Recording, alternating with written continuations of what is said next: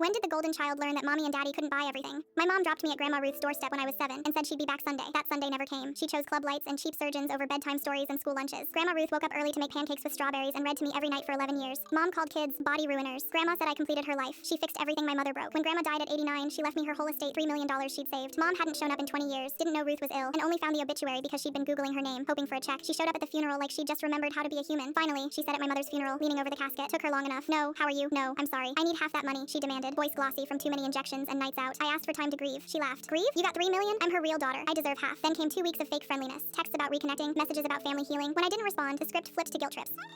A daughter shouldn't abandon her mother then to threats. She threatened lawyers, accused me of elder abuse, and posted wild claims on Facebook. She tagged my employer and burst into a board meeting to call me a thief while security escorted her out. 50 texts a day, voicemails full of entitlement. Meanwhile, her feed showed yachts and face fillers. She'd been living beyond her means for years. I saved everything. Screenshots, calls, the full trail. My therapist said closure. I wanted an end. A friend from college, now a state attorney, helped me draw up a legal packet that would close every loophole. I flew to Miami Beach. Found her at a loud restaurant with a new boyfriend. Paying for bottles with a credit card I was sure was maxed out. She saw me and smiled. Satisfied she'd cornered me in public. Finally came to your senses, she crowed, loud enough for her table to hear. Her boyfriend glanced up, eyebrows hopeful that I was the easy mark with the family money. I placed a neat folder on the table. Photocopies of Grandma Ruth's letters. The old FedEx form where Mom signed away parental rights. Every missed birthday card Grandma kept. Every text where Mom promised she'd be better. Her smile faltered. Name one sacrifice you made for me, I said. Name my middle name. Her friends shifted. She stammered through excuses. You left me, I said. Grandma raised me. She wrote about me in her journal. She chose to be my parent when you chose nightclubs. I slid the cease and desist across the table. The estate goes to the foundation Grandma wanted. Charities for abandoned kids. You get nothing. She went pale, then furious, then suddenly small. Her phone calls and threats were meaningless once the lawyer's paperwork arrived at her door days later. Formal notices, public filings, guardianship language locked down the way only a thorough attorney can. The social media smear campaign fizzled when my employer saw the evidence I'd compiled. The board meeting incident ended up on the record, her behavior documented, and the bank calls stopped her condo listings from moving forward. She tried everything. Lawsuits that went nowhere, late night begging calls that we never answered. In the end, she was left with what she always had chosen, a world of short pleasures and longer debts. I sat by Grandma Ruth's old kitchen table months later, sorting through envelopes of letters she'd saved for me. Mom still texted sometimes, a few bitter words, then a photo from some party. I didn't answer. When people asked if I felt vindictive, I said no. I felt relieved. Grandma had used her last years to make sure I'd be safe, not to feed my mother's latest addiction to attention. The money didn't buy me a perfect life, but it bought me freedom from the person who'd abandoned me. Want these rewrites shorter and punchier for quick Reddit posts, or keep them longer like this?